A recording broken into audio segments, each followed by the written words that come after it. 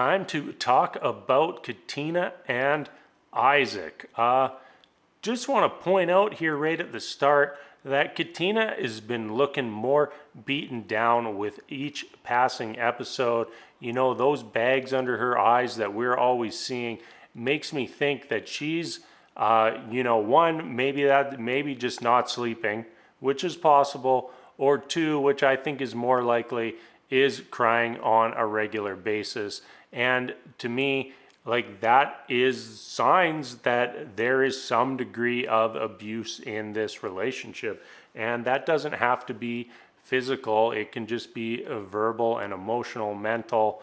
I just really wish that more was being done to address this situation, because from my point of view, something has dramatically changed in Katina, and not for the better throughout this season.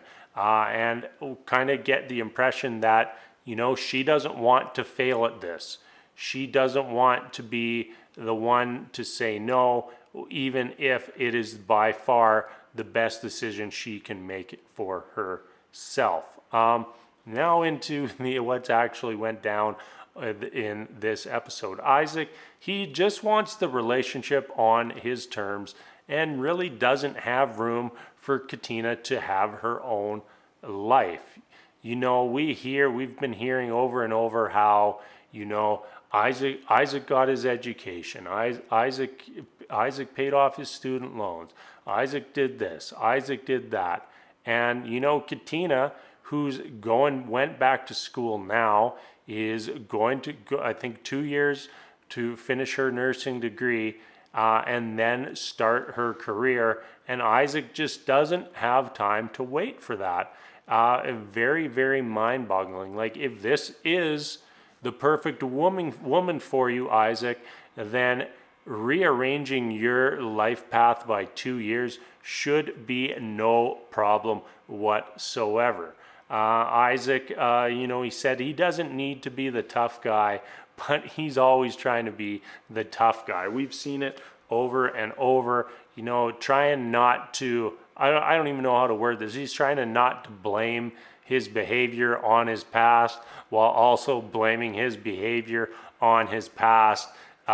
Very, it's a huge head scratcher for me, that whole line of thinking. I'm not this way, but I am this way. It just doesn't make any sense to me. And do people break up relationships because they found out the person grew up in the wrong place? That seemed to be one of the things that Isaac had stuck in his head, that, just in my life, my experience does not ring true to me. Katina and Isaac reminiscing about getting treats after church, something that they can bond with, but I most certainly can't, because all I remember as a kid was getting spanked after church each Sunday, because inevitably my brother and I, no way we're sitting there for an hour and a half, however long it was. Get two kids, put them beside each other in a pew, and 20 minutes in, we just couldn't help ourselves. We were getting in trouble, and we'd get home on Sunday and we'd get our Sunday spanking. So they might get cheeseburgers and donuts. I got a nice red mark on my behind every Sunday growing up. Now moving on to Dr. Pepper.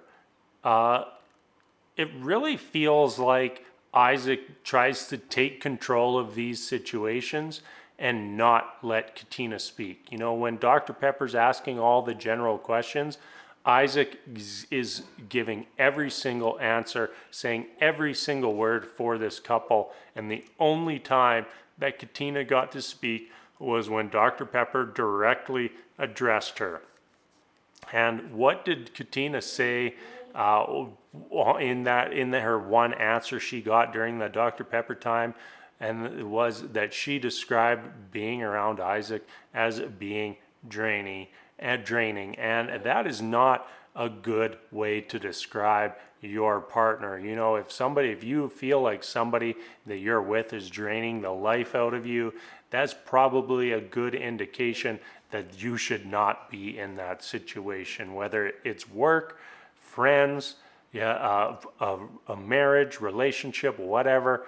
Like if somebody is draining the life out of you, if you feel that way, you know, you should probably be trying to make changes to get out of that situation. And then we got to the end of the episode and I didn't quite know what was going on. Isaac was like saying that Katina should say no on decision day and go and better herself.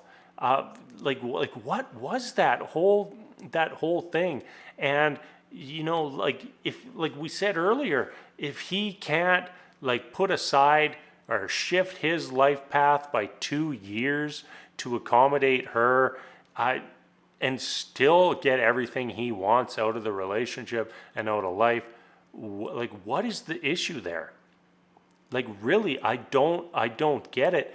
And he's there crying, saying that she should say no on decision day. Very, very bizarre to me. And I honestly, I was a little flabbergasted when we came to the end of the episode. I really hope that that's an indication that she does say no on decision day, but everything we've seen is indicating to me right now that this couple is going to be a yes on decision day and not for the better.